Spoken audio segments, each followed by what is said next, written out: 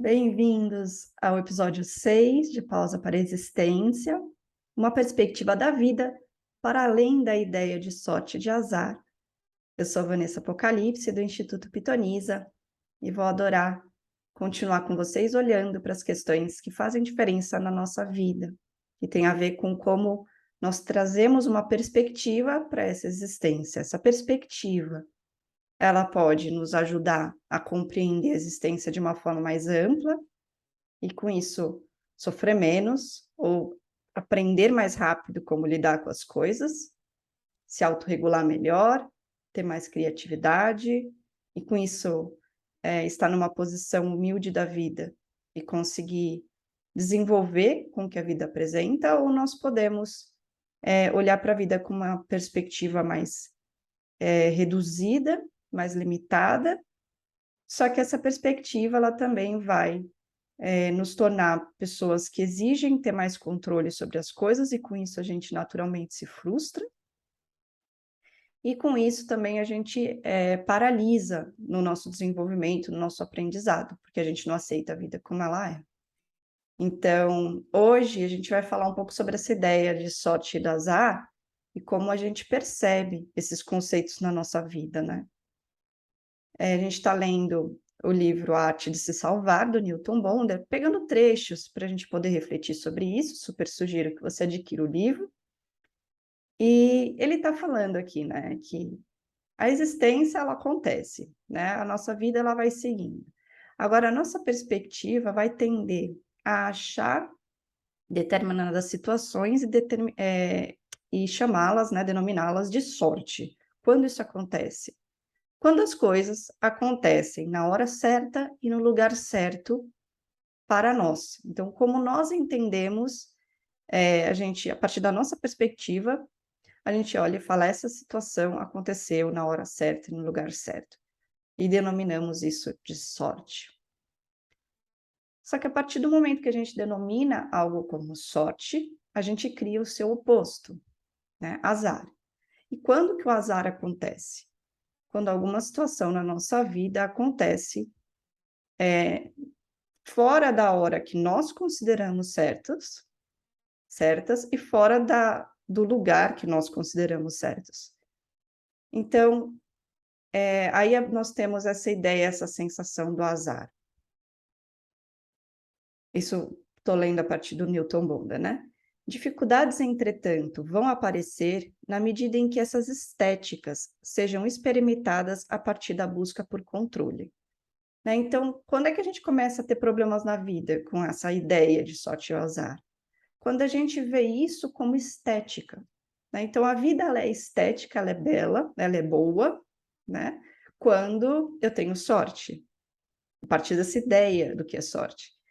E a vida é ruim, ela é pesada a partir dos momentos que eu vejo que as coisas não acontecem do jeito que eu gosto, ou gostaria, e aí eu denomino elas de azar. Isso é antiestético, é feio, é ruim, a gente vê dessa forma, a partir dessa perspectiva. E a partir do momento em que a gente denomina quais são as situações, os momentos de vida que são sorte ou azar, a gente delimita uma estética da vida que não se aplica à existência. É a partir de uma lógica humana mental que a gente cria essa identidade. Só que a partir do momento que a vida não é delimitada por essa estética que a gente considera, mas nós estamos apegados a essas ideias de sorte e de azar, a tendência é a gente cada vez mais querer controlar a vida, controlar as situações, para que a gente garanta momentos de sorte e evite momentos de azar. Só que será que essas situações, elas são mesmo sorte ou azar? Será que elas são mesmo belas ou feias? Ou será que elas simplesmente são? Então ele diz, né, que essa dificuldade, o sofrimento, o desespero, nasce dessa busca pelo controle daquilo que, na verdade, nós não conseguimos controlar, que é a estética da vida. perdemos a habilidade de discernir estruturas estéticas nas manifestações veladas de ordem. Então, o que ele está dizendo é que, nesses momentos que a gente chama de azar, também tem uma estética embutida. Só que, olhando a partir da nossa perspectiva, a gente não consegue enxergar ela, né? Que é uma perspectiva separatista, né, em que eu diferencio eu do outro, e uma perspectiva de tempo, em que eu vejo o ontem, o hoje e o amanhã. Essas coisas, quando a gente se limita a partir do espaço-tempo, né, e da separação dos indivíduos ou dos seres, a gente não consegue ver uma estética bela onde aparentemente não é. A estética comum, avessa a qualquer ordem que não seja explícita, torna-se campo fértil para o desenvolvimento do conceito de caos. A capacidade de perceber estética no que é velado é a única saída para evitarmos que o mundo se torne feio à medida que vivemos e amadurecemos para a vida. Então, uma das formas da gente conseguir superar essa ideia do que é feio na vida e o que é ruim, a gente vai ver um pouquinho mais para frente essa questão do amargo e do doce com relação à vida, mas quando a gente consegue superar isso, a gente vê que a vida, a existência, ela se faz a partir de uma estética outra. É uma estética mais ampla do que essa que a gente enxerga, né, o que a gente conceitua.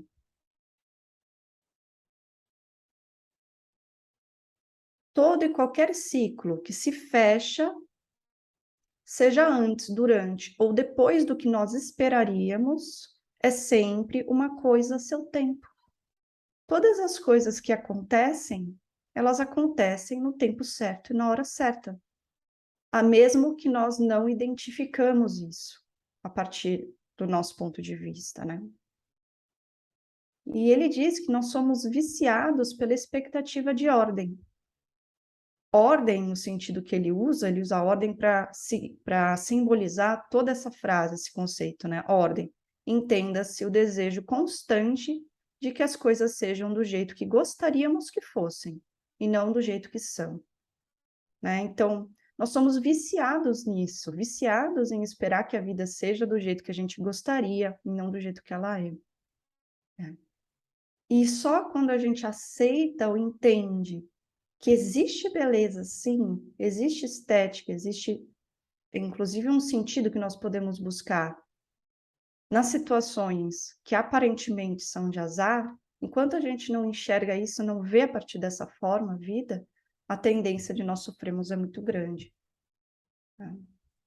E essa ideia que a gente está desenvolvendo, ela não se encerra nesse capítulo, né? A gente vai continuar nos próximos, porque para a gente entender, para a gente tocar essa realidade ou essa visão, vai um tempo de desconstrução, né? E aí ele diz, essa linha de lógica leva diretamente ao desespero, pois não há possibilidade real de que venhamos a fazer qualquer concessão absoluta ao que queremos. As perdas permanecem para sempre vinculadas a algo que não é a seu tempo e serão vividas como feias, como uma intromissão do caos em nosso santuário particular de ordem. Então, enquanto a gente vê a vida desta forma, sorte ou azar, e a gente aceita uma determinada situação ou não aceita outra, a gente está vendo desse jeito, né? Só que não tem como nós termos sempre o que a gente quer, do jeito que a gente quer, na hora que a gente quer, no lugar que a gente quer, né?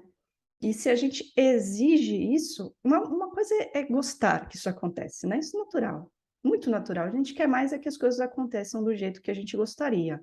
Isso faz parte, né? E ao desejar isso, a gente também se move, a gente faz ações para conseguir cuidar disso. E tudo bem, isso tudo bem. O problema é quando a gente exige que a vida seja só isso e não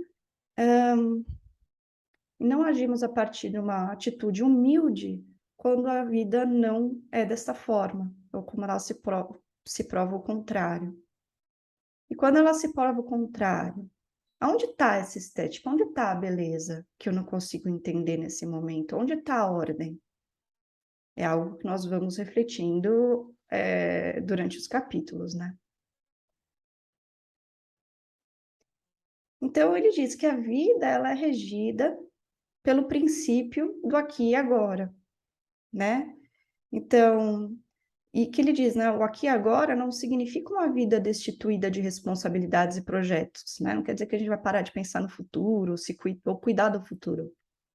Mas é a possibilidade de se usufruir a potência da vida a cada instante, com o que ela traz, né? O depois será sempre objeto de controle. O aqui e agora é o chão da entrega. Então, essa busca excessiva da felicidade, né, e dessa felicidade no sentido de alegria, no sentido de ordem, no sentido de estar recebendo da vida as coisas que a gente quer, do jeito que a gente quer, na hora que a gente quer, no lugar que a gente quer, é uma estética de controle, não é uma estética verdadeira da existência, é uma estética egóica, uma estética limitada, é uma estética reduzida, que não se aplica à beleza da natureza e da vida como um todo. E ele diz: como é feio a pessoa que quer preservar o que é perecível, ou aquele que peca por excesso. A vida nada tem a ver com isso. Algo a seu tempo estará sempre associado a um sentimento de entrega, jamais a expectativa de controle. É estético o contrário do que frequentemente acreditamos ser estético. Quando primeiro a gente se livra, né, se desobriga a vida, desobriga o universo, de conter uma estética que é nossa, que é a partir de uma perspectiva muito pequena do particular, a gente se abre para uma outra dimensão do que é belo, para uma outra dimensão do que é possível, né? E a gente sai desse sofrimento extra que a gente cria na nossa vida, que é o do controle, né? Do apego, da resistência com relação ao que a vida apresenta. E como a gente disse no outro capítulo, não quer dizer, e a gente, assim a gente consegue se entregar para a situação e aceitar a situação. E aceitar a situação, como a gente falou no capítulo anterior, não é resignação, tá? Não é se deixar levar pela vida e não tomar atitudes, pelo contrário. Quanto mais a gente aceita as situações, quanto mais a gente percebe que existe uma estética que é de uma dimensão mais ampla do que a nossa, e nós nos entregamos a ela, nós nos integramos também. A gente se entrega e se integra, né? Eu falei errado, mas no fim faz sentido. A gente se entrega e se integra com a vida, e a partir daí podemos fazer ações que gerem amadurecimento, né? Que gerem frutos, tanto para nós mesmos quanto para os outros. Então, por enquanto é isso, espero você no próximo capítulo. Se você gostou, curte, comenta, salva, compartilha com outras pessoas. Essa é uma forma da gente chegar, o Instituto Pitonisa, chegar para mais pessoas que estão precisando ou podem se beneficiar dessas conversas.